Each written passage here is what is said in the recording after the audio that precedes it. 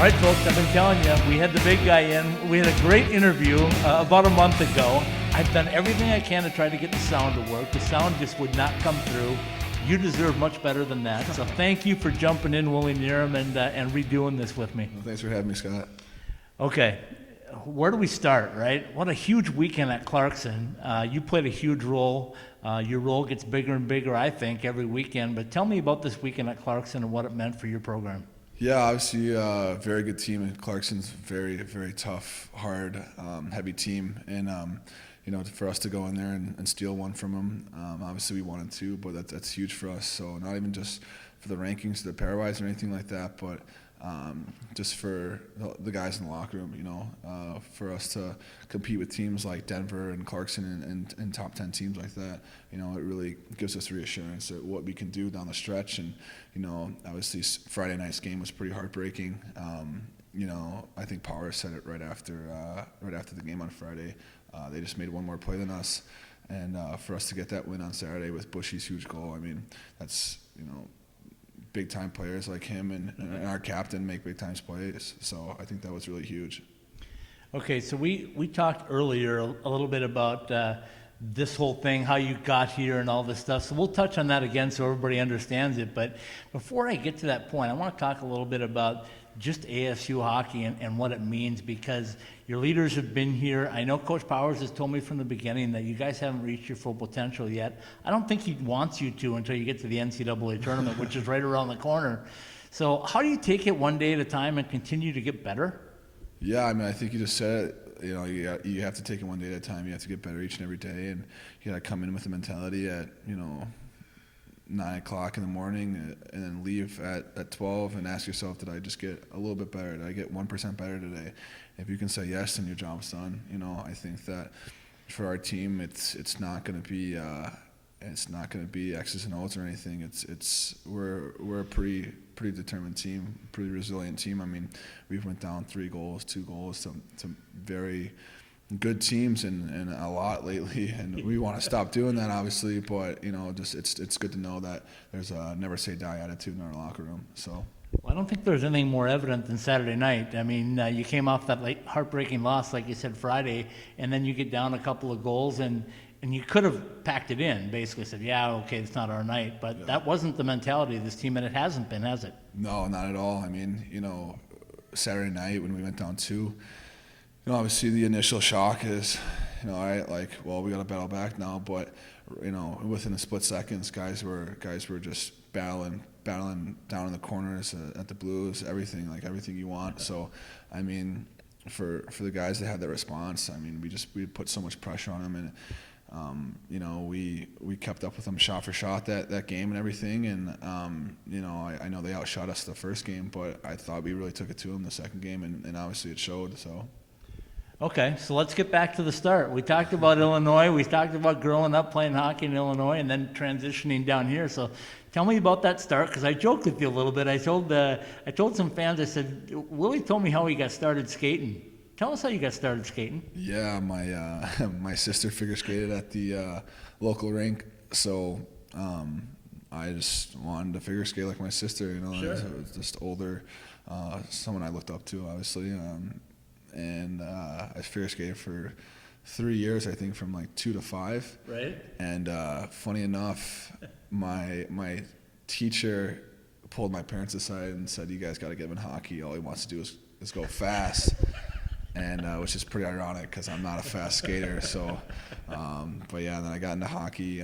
Took a hockey class once, and it was go time from there. I absolutely fell in love with it, and my dad put me in hockey, and he was one of my first coaches, and it was a pretty cool experience for that. And but then I just kind of took off from there. So.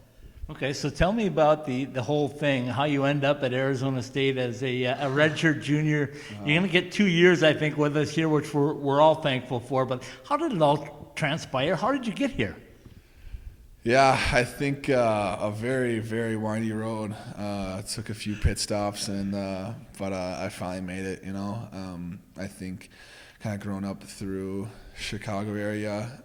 Obviously, ASU hockey wasn't D1 ASU hockey wasn't around at that time. So my coach my coach in AAA, one of them at least, Chris Michaels, he went to Miami, Ohio, and he kind of put that in my head at a very, I guess, not early age, but probably around like 13, 14. Then ended up committing there, and then going to Dubuque, played 2 years at Dubuque, and then 2 years at Miami, and it didn't work out at Miami.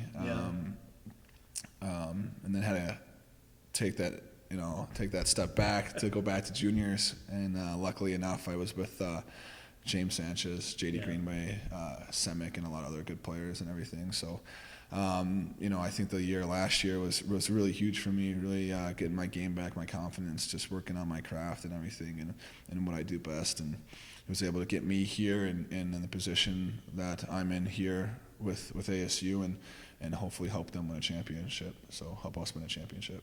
When I talked to Coach Powers when he first started this program, I sat in his office before you were D1. You're just going D1. And I said, how are you going to survive at D1 in year one? And he said, I'm going to need to be old, big, and strong.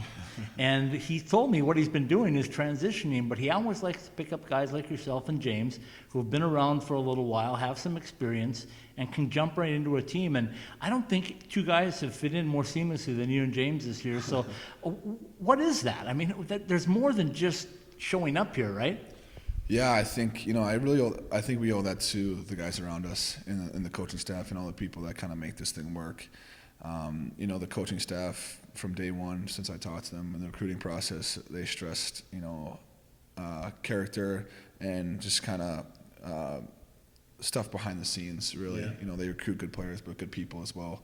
So, and I can attest to that. So our locker room's really close, and coming in, obviously a junior, but I felt like a freshman coming to the West Coast to play hockey, which was crazy. I got here in July when it was 115 degrees, which I had to step on the ice, and I get off and I'm wearing shorts and flip flops and I'm still sweating. So, but no, like I said before, I think what really helped me and James kind of step in, and the other freshmen as well. I mean, Semick and Judson on the back end are doing great. I think what's really helped us is our leadership and everyone around us kind of accepting us and not making us go through that new guy period and stuff like that. So, everyone was so accepting and showed us around and showed us the ropes and everything. And I'm so grateful for that. So. Okay, so Coach Powers is sick today, if anybody doesn't know, so he wasn't on the ice. And I brought Coach Field in for my 5-minute Powers play. I had to change it, though. I had to call it the 5-minute PK with Coach Field. But when I brought him in, I asked him, I said, what's the deal with Dubuque and ASU? Is there a direct flight right now? And on the serious end of it, does Dubuque run their program similar to ASU, or does ASU run their program similar to Dubuque? Are they close? Yeah, I mean, I think they're really close. I think Dubuque, obviously I'm a little biased, but I think it's a top-notch organization. So I think a couple of years ago it got rated #1 junior club in the nation, which is incredible. But it's not surprising. I think that you asked about similarities between the two teams here, and like I said before, I think that Dubuque and ASU recruit good players, but they recruit good people too. Hockey, you're at the hockey rink for 3, maybe 4 hours a day, and the rest you're either with your team, meeting with your coaches around the community and everything. So if you're not a good person around the other 20 hours of the day, it's going to cause problems. So I think what Dubuque and ASU does is really special, and I think both teams are going to have a lot of success for a very long time. So. Okay, so we're down to 8 games left in the regular season of your junior year, your first year at ASU. Yeah. They went to the national tournament last year. I know that was like 30-plus years of an independent making the tournament. I set you guys up on a magic number. I said, I think you need 24 wins to get in. I thought if you achieve that, there'd be a no-brainer. They'd have to take you. That magic number is 8.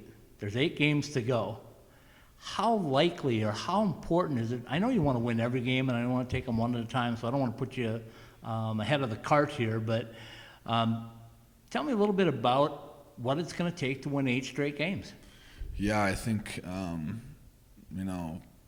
we're going to have to take it game by game, and even more specific day by day. You know, if we don't do our jobs throughout the week, we're not going to play well on Friday night or Saturday night. So I think we just got to kind of, you know, sit back and just kind of take it one step at a time. So, you know, we've been playing playoff hockey since, I'd say, December. You know, yeah, it's just every single other team can rely on winning a conference tournament and making the national tournament, and we don't have that luxury. So we have to play every game like it's going to be our last, and you know, and hopefully we get that bid at the end of the year. So. Okay, so let's wrap things up by talking about that, because last year you did make it to the national tournament. This year you want to get there. Next year you're going to have a senior season too, and I really don't want to get way ahead of this, but you're going to be one of the guys that they're going to rely on next year as a senior on this program. I know in your locker room you've got a board, right? You cross stuff off, first win, first this, first that. One of the big things, and Brinson Pasnick brought it up at the beginning of the year, he said, I want to win a national championship before I leave. That's this year. Yeah. So, what do you do not only this year, the rest of the year, but next year to continue this tradition and this drive towards the top? Yeah, I think Brinson's a very good example. I think, you know, all of our seniors are, you know, those guys came here, you know, maybe when ASU wasn't as appealing as a hockey program 4 years ago, but, you know, for us to try and win a national championship for them would be so special, I think. And, you know, for those guys who built this program, you know, like they jumped over and they made this program what it is today. Like for me, guys like me, Sanchez, and, you know, every other person who kind of goes through this process to step in today and you know, be on a good hockey team. So for us to, if we could win a national championship this year for them, that'd be truly special. So. All right, I laid it on pretty heavy on you, so we got to end with something light here. So let's talk about where we're at. We're in, I call this beautiful Studio 3 at Oceanside Ice Arena. But tell me your thoughts on Oceanside. I know the guys love it here, right? I mean, it's not the greatest arena. I know you're getting a new arena down the road, but it's your home, and you guys love it, don't you? Yeah, we absolutely love it. So we know how to play here, and you know, teams have to travel halfway across the country to come in here and play at a rink like this, and I think it's gorgeous. You know, I think it's truly, it sits in with our DNA as a team. You know, it's just very, very, you know, rough and heavy, and I love it. So, you know, I was talking to, I think, one of the coaches at the beginning of the year, like, I don't want the new rink to be built next year. I want to say that I played here, you know, right. And you know, this is I know that sounds kind of weird and everything, but you're not alone though. I've heard it from everybody. So, but yeah, I mean, this is our home. This is our home rink, and you know, obviously we spend many hours a day here, and we absolutely love it. So. All right. I know there's a geography lesson out there too, because everybody that comes in, the first thing I hear from the opposing team is like, there's no ocean here. It's Oceanside because we're next to the water park. But do you have to give people a geography lesson on where Tempe, Arizona is? No, I don't have to give any geography lesson on where Tempe, Arizona is. So I think everybody knows, and you know, if we do what we want to do this year, they'll have no problem figuring out what it is. Willie Knierim, thanks for the time again. I appreciate it. This was totally worth it, because I think we could visit for an hour and just talk hockey, but thanks for stepping in.